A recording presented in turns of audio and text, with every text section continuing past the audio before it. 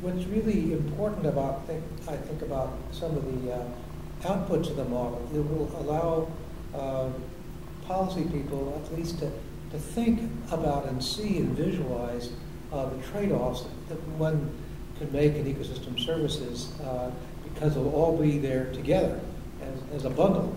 And you can see, well, you can make a decision to do something in terms of agriculture, but then you're going to lose other services. So you will do that you've been unable to do up to the present.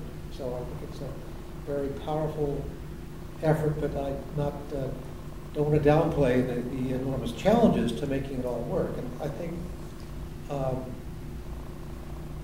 the intermediate products are just to getting involvement of people around the country into thinking about this and becoming involved in how you would actually go about doing it. Now, that will have spin-offs because they may get involved in other endeavors which will take a piece of that and make it operative for their particular place and concern.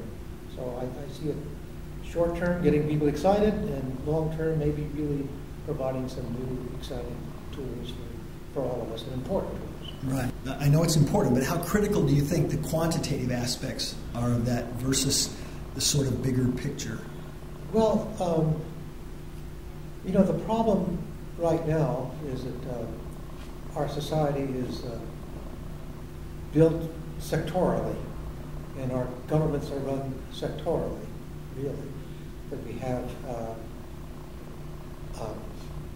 ministries, as they're called in most countries, of agriculture, ministries of commerce, and ministries of deals with biodiversity, and they all work independently. Environmental ministries, they work independently, and they sort of compete with one another.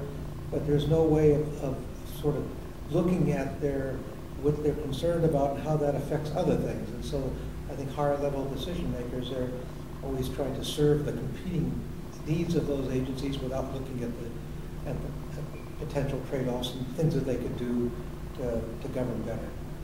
The outputs. Well, this is an extremely difficult thing to do that's being attempted because, there's a lot of research areas involved here. We don't have all the facts in all of the areas.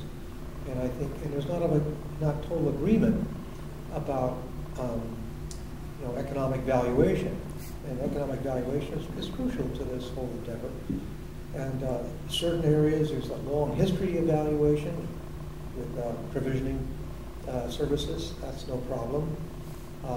With some of these cultural values, that's again, there's a big economic literature on that, but it's a controversial literature, and a lot of these values or valuations are socially have a social context, a geographic context. And then there's a whole area in the middle which hasn't been touched at all, and that's the regulating services, and they're just beginning to think about how to do that. So these are challenges because evaluation is critical, and evaluation is still a developing field. This model development will do two things. I think one, it will point out some of these connections which haven't been made before, and secondly, since the model building will, there'll be strong parts and weaker parts, and it will point to those places where we need to focus more research because we don't quite have the equations and numbers that we need to do the job as we'd like to do eventually. I was thinking. That's correct. Systematically and having all the pieces in the interactive model and not just one piece. Usually the way traditionally we've done things is look at one factor at a time. This affects agricultural production, that one thing, but doesn't look at the feedbacks to other services you might be getting. Right. So that's just the way science is done and the way policy is done, one thing at a time.